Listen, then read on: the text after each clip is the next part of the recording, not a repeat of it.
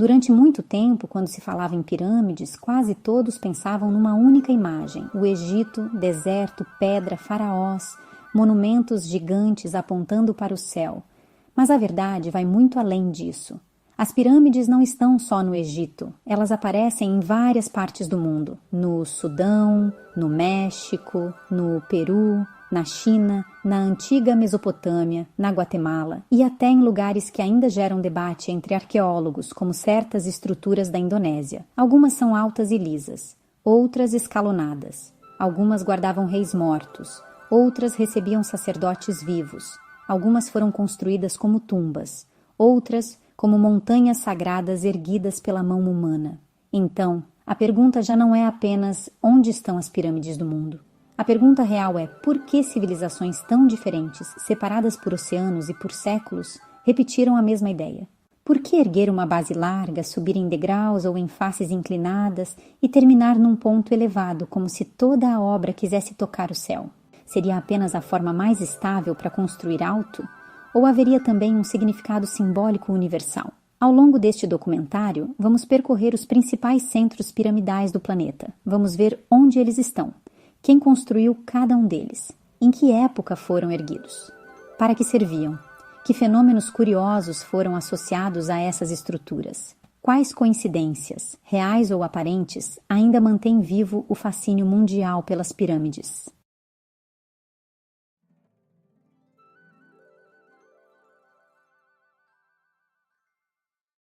Se existe um lugar onde a pirâmide alcançou sua forma mais famosa, esse lugar é o Egito.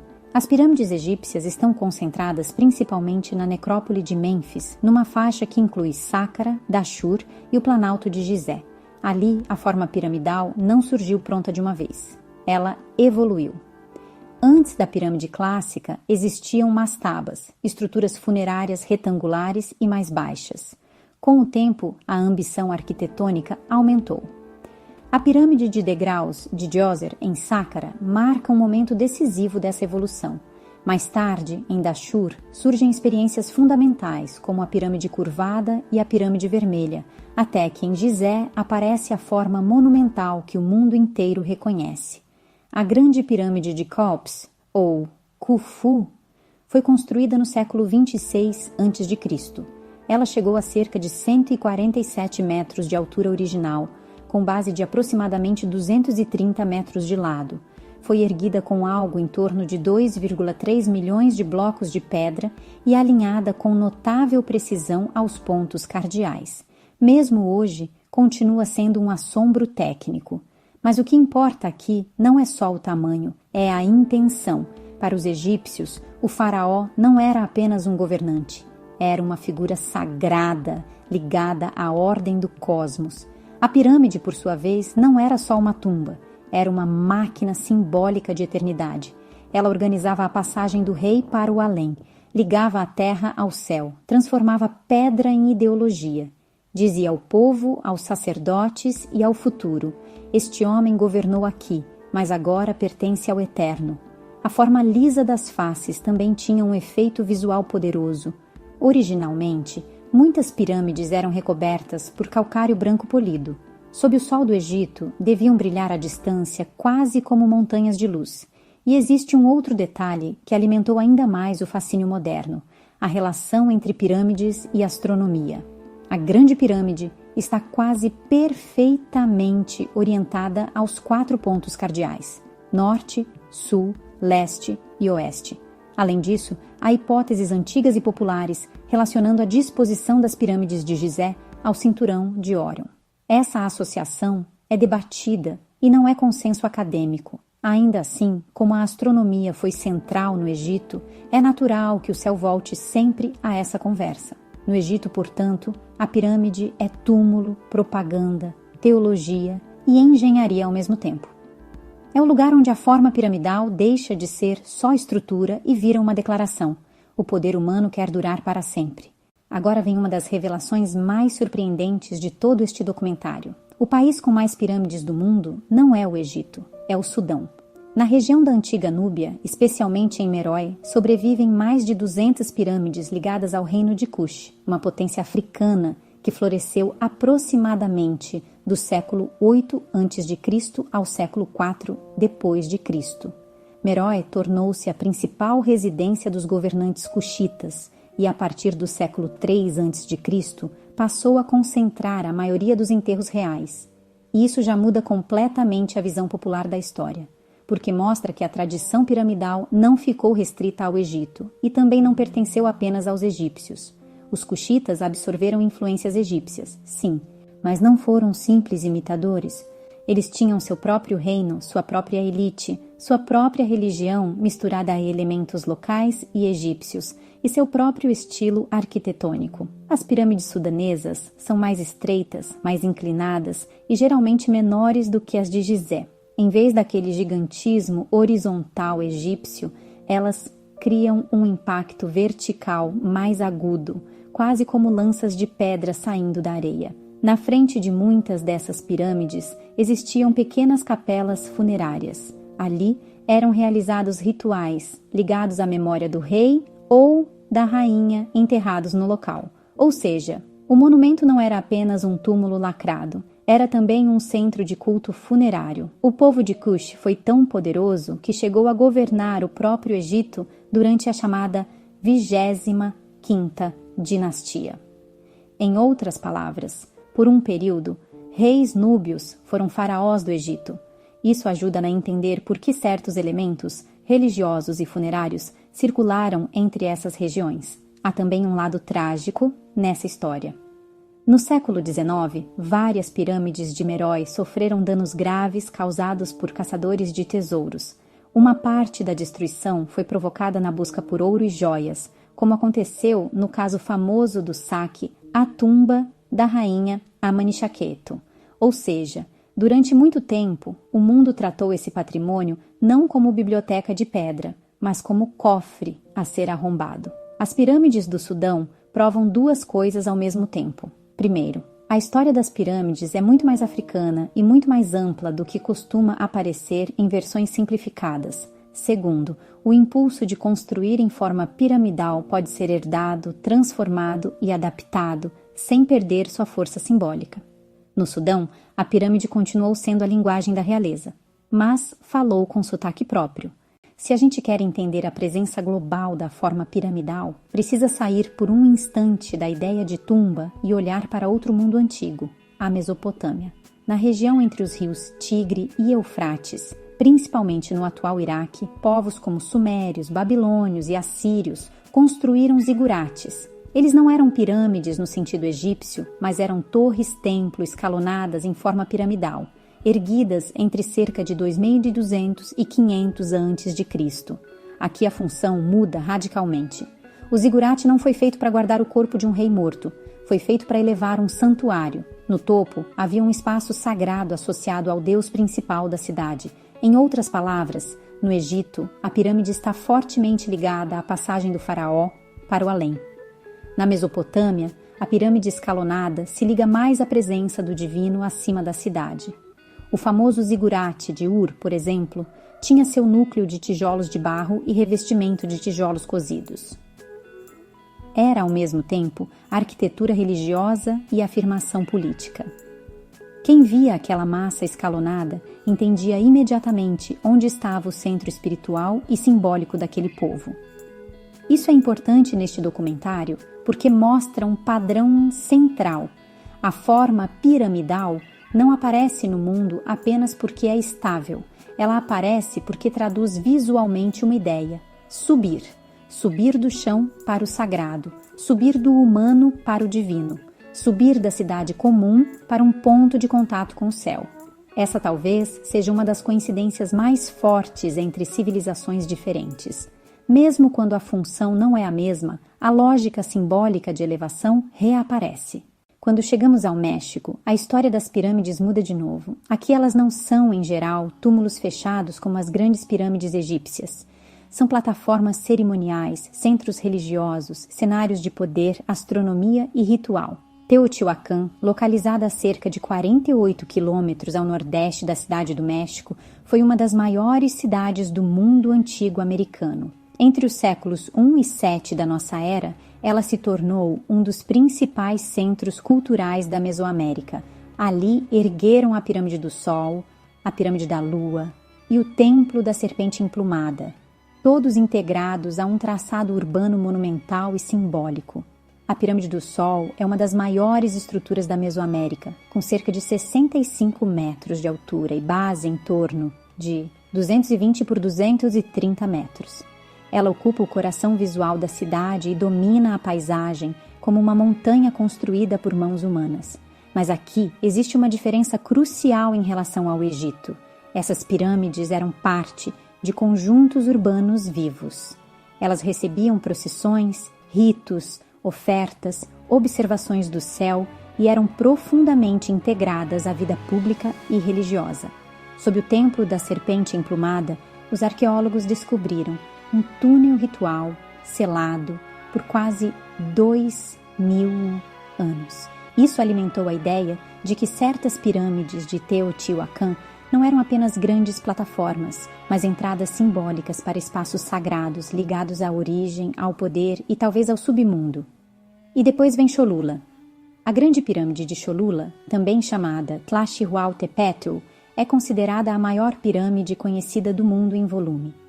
Ela foi sendo construída em fases por povos mesoamericanos ao longo de muitos séculos, e hoje parece quase uma colina natural coroada por uma igreja colonial.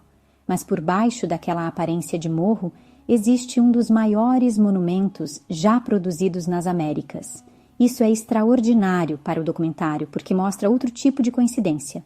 A pirâmide não precisa ser sempre um objeto pontiagudo perfeitamente visível. Às vezes ela cresce por camadas, se mistura à paisagem e sobrevive escondida. No México Central, portanto, a pirâmide é cidade, palco ritual, cosmologia e monumento coletivo. Ela organiza o espaço dos vivos, não apenas a memória dos mortos. Se Teotihuacan já impressiona pelo urbanismo, o mundo maia acrescenta outra dimensão ao enigma das pirâmides, o tempo. Em Chichén Itzá, na península de Yucatán, a estrutura mais famosa é El Castillo, o Templo de Kukulcán. O sítio foi desenvolvido entre os séculos 6 e 10 e a pirâmide tornou-se um dos símbolos máximos da arquitetura maia. El Castillo tem cerca de 24 metros de altura, mais o templo superior, e aproximadamente 91 degraus em cada um dos 4 lados. Somados à plataforma superior, esse conjunto costuma ser relacionado ao total simbólico de 365, associado ao ciclo anual. Mesmo que nem todas as interpretações populares sejam consensuais, a ligação entre arquitetura, calendário e observação do céu é central para o fascínio do monumento. O fenômeno mais famoso acontece perto dos equinócios. A luz do sol projeta triângulos de sombra ao longo da escadaria norte, criando a impressão de que uma serpente emplumada desce pela pirâmide em direção à cabeça esculpida na base.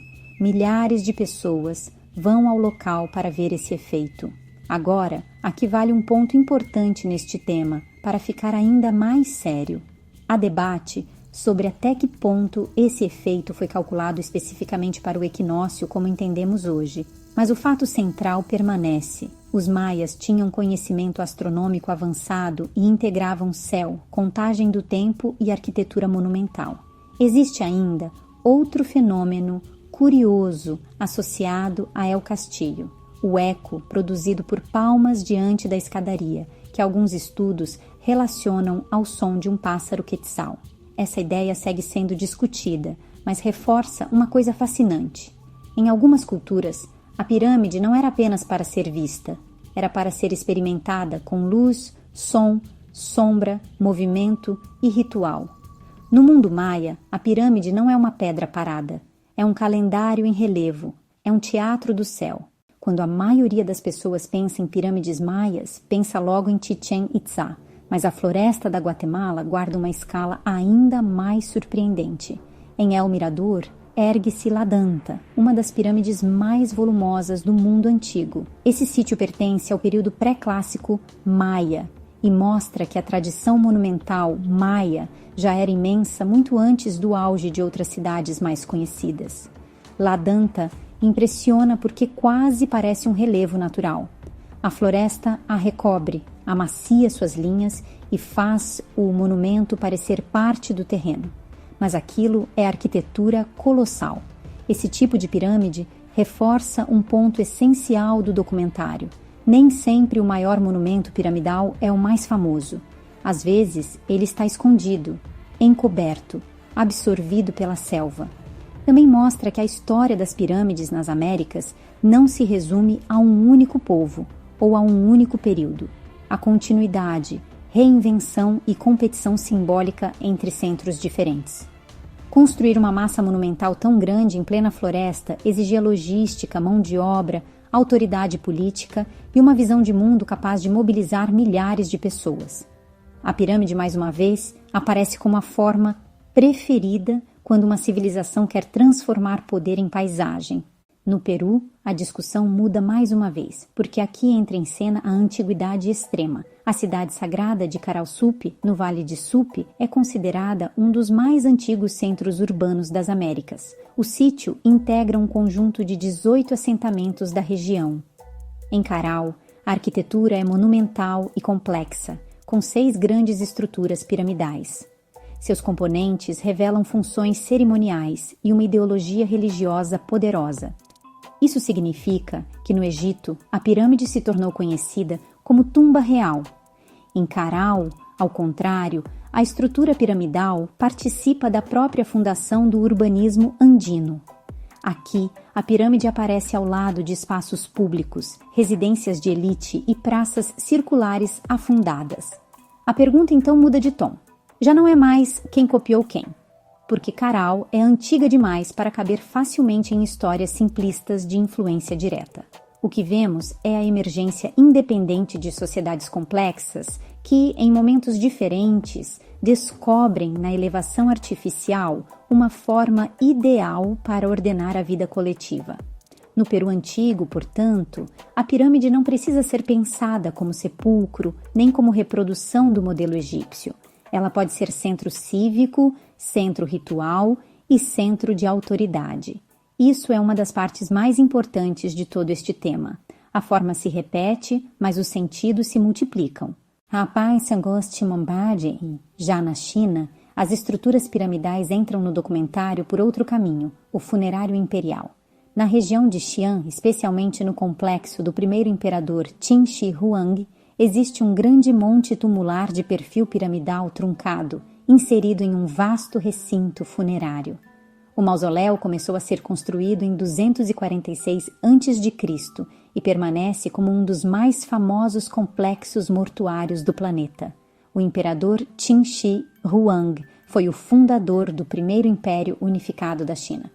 Seu mausoléu não é apenas um túmulo, é uma cidade funerária em miniatura, concebida para prolongar o poder imperial no além. Os famosos guerreiros de terracota pertencem a esse universo. Relatos históricos antigos mencionam rios de mercúrio dentro do túmulo, representação do cosmos e armadilhas mecânicas.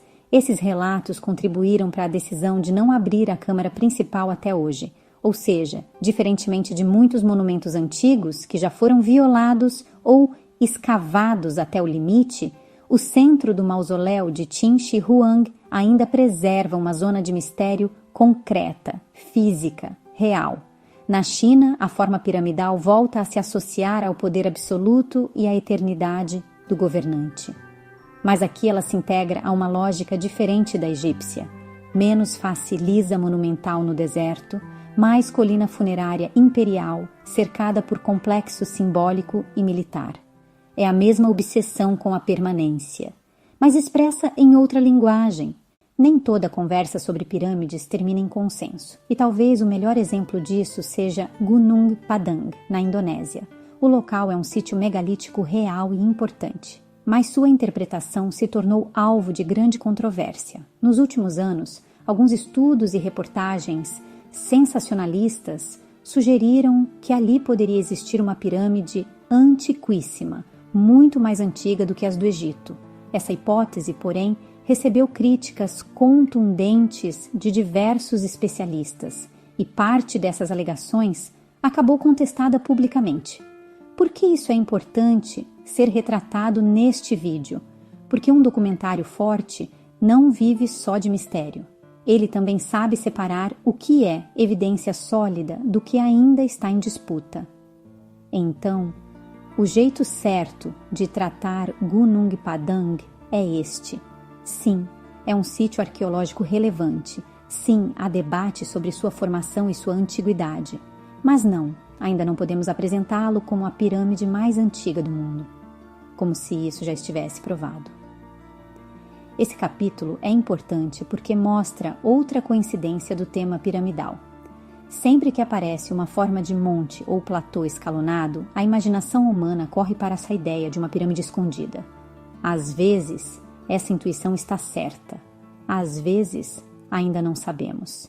E às vezes, o desejo de encontrar um segredo é maior do que a prova. Depois de percorrer tantos lugares, dá para começar a separar o que é coincidência superficial do que realmente se repete. Primeira repetição. A forma é estável. Uma base larga sustentando massas cada vez menores é um jeito eficiente de construir alto com materiais antigos. Isso, por si só, já explica parte do fenômeno. Segunda repetição. A elevação é simbólica. No Egito, ela ajuda o faraó a entrar na eternidade. Na Mesopotâmia, eleva o santuário para junto do céu. Na Mesoamérica, vira palco cerimonial e calendário do cosmos. No Peru, organiza os espaços de poder e de ritual. Na China, sustenta a ideia de imortalidade imperial. Terceira repetição, céu e orientação. Nem todas as pirâmides do mundo foram planejadas da mesma forma, e seria exagero dizer que todas apresentam alinhamentos misteriosos iguais. Ainda assim, muitas revelam forte preocupação com direção, movimento solar, ordenação espacial e com a relação entre arquitetura e cosmos. Isso é claramente visível no Egito e na Mesoamérica, por exemplo. Quarta repetição, poder visível. A pirâmide é cara, exige planejamento, exige mão de obra, exige autoridade, exige uma elite capaz de convencer ou obrigar muita gente a transformar paisagem em monumento. Quinta repetição, permanência. As pirâmides parecem ter sido escolhidas porque duram. Mesmo arruinadas, continuam reconhecíveis. Mesmo cobertas por areia, floresta ou terra, continuam dominando o lugar. E aí vem o ponto que alimenta tantas teorias. Será que todas essas semelhanças provam um contato global perdido? Não necessariamente. Elas podem ser explicadas, em boa parte, por necessidades semelhantes enfrentadas por sociedades complexas, como construir alto, como simbolizar o sagrado, como eternizar o poder, como organizar cerimônias e como dialogar com o céu. Só que, ao mesmo tempo, o fato de isso acontecer em tantos lugares continua sendo profundamente fascinante, porque mostra que, em momentos diferentes, a humanidade olhou para a pedra, para o barro, para a montanha, para as estrelas e chegou a uma mesma conclusão visual. Se queremos construir algo que dure, que impressione e que pareça maior do que nós erguemos uma pirâmide. As pirâmides do mundo não pertencem a uma única civilização, nem a uma única religião, nem a uma única ideia. No Egito, elas guardaram reis. No Sudão, prolongaram a grandeza de Kush. Na Mesopotâmia, elevaram templos. No México e no mundo maia, organizaram o ritual, o calendário e o poder. No Peru, participaram do nascimento das primeiras cidades das Américas. Na China, serviram à eternidade dos imperadores. E em lugares ainda debatidos, continuam alimentando a fronteira entre ciência e imaginação. Elas não são todas iguais, mas compartilham algo essencial. Todas transformam matéria em significado. Todas elevam o olhar. Todas fazem a mesma pergunta silenciosa. O que o ser humano está tentando alcançar quando constrói para cima? Talvez seja o céu. Talvez seja a memória. Talvez seja o poder. Talvez seja a eternidade. E talvez seja por isso que milhares de anos depois, nós ainda continuamos olhando para as pirâmides do mundo com a sensação de que elas sabem alguma coisa que nós ainda estamos tentando entender.